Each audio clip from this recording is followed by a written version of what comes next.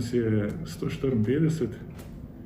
Nekako si prizadevamo, da bi ekipo še ukrepili, ker je ITK podpora vedno pomembnejši del delovanja policije in tudi nujni pogoj, da je policija pri svojem delu lahko uspešna. Organizirani smo pa v 6 sektorjih in namesto zdaj imena sektorjev bi predstavil kar vsebine.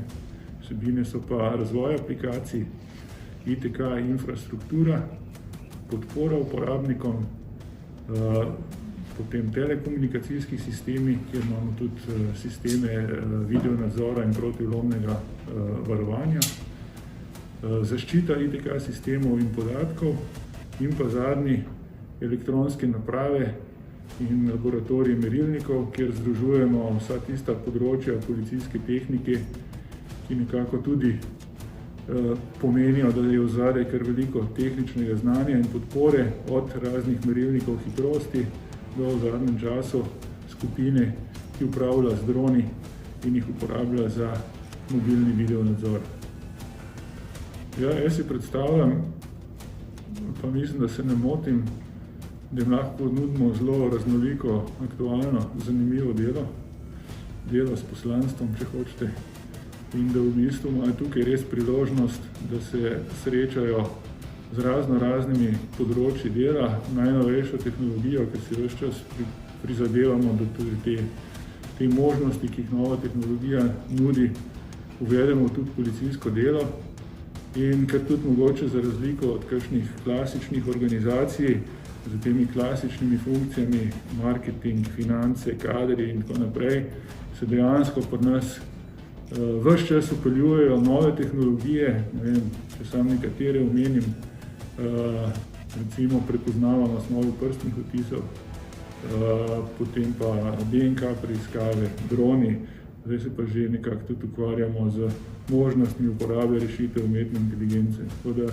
res ves čas je človek, ki na tem področju dela, nekje soočen z novimi izzivi za policijsko delo, pa hkrati mu je omogočeno, da razmišlja, kako bi za odgovor na te izzive uporabil novo tehnologijo.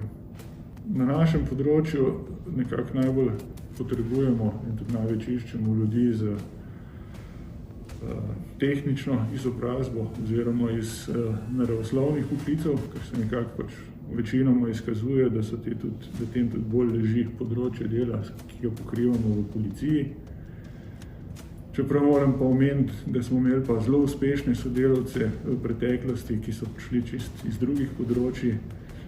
Recimo, moj mentor je bil po poklicu arheolog, pa je postavil sistem upravnih notranjih zadev, ki je takrat tudi sodil v delokrog našega urada. Tako da v bistvu za vse, ki imajo veselje s tem področjem dela, še zlasti v zadnjem času za razvijalce aplikacij, smo odprti, jasno morajo izpolnjevati formalne pogoje izobrazbene, zato da se pri nas lahko zaposlijo.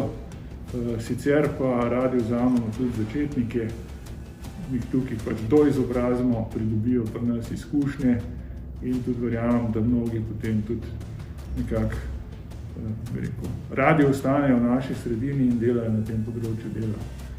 Pomagamo si pa poleg šolanj pri njihovem uvajanju še z mentorstvom, seveda, pa kroženjem po enotah. Tudi vsi morajo nekako obiskati nekaj operativnih enot, kar se mislim, da pomaga pri tem, kar pač je naša naloga, se pravi zagotavljanje rešitev za potrebe policije. Ja, vsi, ki se zaposlijo v naši enoti, morajo opraviti izpit iz policijskih pooblastil. Ta zahteva izhaja že iz samega statusa delovnega mesta, formalnega statusa. Verjamem, da je nekaterim to mogoče v začetnem razumevanju v breme, nekaterim pa v dodatno popestritev, mislim pa, da nihče s tem ni imel prav pretiranih težav. So pa mnogi izkoristili tudi ta del upravljanja policijskih pooblastil tudi za seznanjanje z samim delom policijskih enot, kar jim je potem pri rednem delu, pri ustvarjanju pripravljanju rešitev za delo policistov pomagalo. Na srečo ali pa žal smo vključeni v sistem plač v javnem sektorju. Zakaj pravim žal ali na srečo? Žal zaradi tega, ker si nekih ekstremnih mesečnih izplačil naši kolegi ne morejo pričakovati. Po drugi strani na srečo zaradi tega, ker pa lahko na nek način v miru z neko zagotovitvijo rednega prihodka, seveda v upravljanju svojih dolžnosti, pričakujejo neko zanesljivost, ki konec koncev nekaterim to tudi zelo ustreza. Z zasebnim sektorjem se seveda težko primerjamo, je pa res, da situacija gospodarska iz leta v leto niha, tako da smo bili priča tudi tako močni gospodarski rasti, ki recimo smo bili priča pred kratkim, kjer smo res mogoče gospodarstvo težko ali pa nemogoče konkurirali. Po drugi strani pa pred leti, če se spomnite, tudi obdobje recesije gospodarske, kjer pa je bila situacija obrnjena, tako da konkurirati ne moremo, se pa situacija spreminja. Težko bi prav izpostavil en projekt, ker jih je prav gotovo več.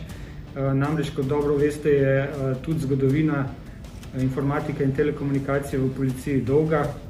Pred kratkim smo praznovali 60-letnico tega našega področja, ki se seveda z leti precej spreminjalo, zato bi se morali precej vrniti v zgodovino, zato da bi izpostavljali konkretne projekte. Bi pa vendarle v zadnjem obdobju samostojne Slovenije vsekakor izpostavil vključitev slovenske policije v tako imenovane nacionalne oziroma nadnacionalne integracije. Predvsem tukaj izpostavljamo vključitev v šengenski informacijski sistem in podobne projekte, ki imajo ne samo državno, nacionalno vrednost, ampak tudi v evropskem merilu kar precejšno.